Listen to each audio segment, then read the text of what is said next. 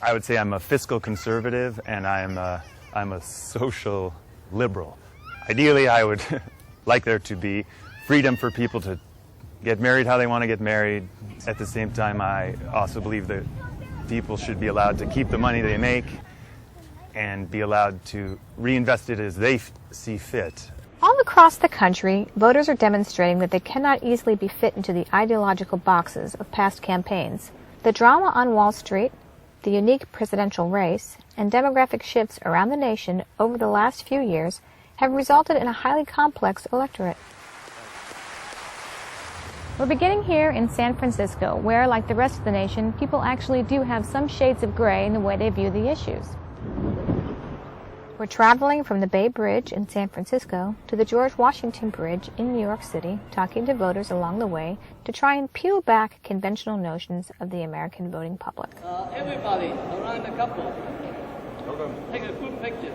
There are fewer places in this country that exist as much of a caricature as San Francisco, and in many ways the city and its residents embrace the stereotype.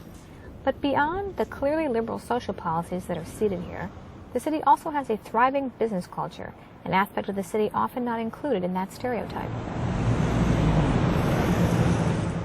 I guess I would describe myself mostly as libertarian. I was a very proud Republican many years ago, and it's really difficult to be now. I'll start with Sarah Palin. She's on top of mind right now.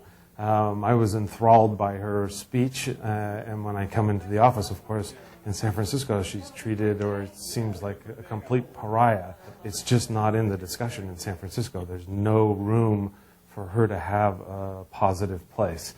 No matter how politicians try to distinguish themselves, black and white, Democrat, Republican, we're all a blend of both. And to me, I believe that the federal government should be involved in few less things in life. But I find it very, very interesting living in a place where most people don't really see eye to eye with me in general. And that's the great thing about California, is that there isn't groupthink. Although I think that most people would see San Francisco in particular as a place that does participate in group sort of leftward thinking. Make no mistake, San Francisco will assuredly be in the Democratic column next month. But the shades of more diverse politics here are emblematic of far greater diversity and nuanced views that exist around the country. The country that the presidential candidates faced 4 years ago is a far different one from today. Immigration and migration patterns, a rise in young voters, dramatic shifts in the economy, and the aging of America's baby boomers have formed a different electoral map, with far more states in the battleground column. In other areas of San Francisco, changes are also evident. The Mission District, for example, is one of the city's most iconic neighborhoods. But it has been undergoing a slow transformation as new businesses and more affluent residents gradually replace the traditional Latino communities. Here, catch your breath, grab some water, do what you need to do. These more affluent residents show signs of being more ideologically diverse to a point as well.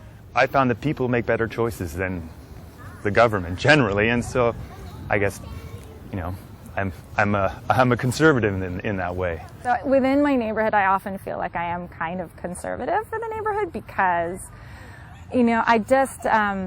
I don't think capitalism is evil. And so tomorrow the journey begins. We will cover 12 states. We will go places where there are people who are undecided about who they're going to vote for. We will be invited, hopefully, to people's homes. We'll talk to them in shopping malls. We'll talk to them in schoolyards. We'll talk to them on the soccer fields. And sometimes we'll probably just talk to them because we have to stop and get gas. And hopefully we'll also have some good meals along the way. These are Komamoni oysters. They're delicious, by the way.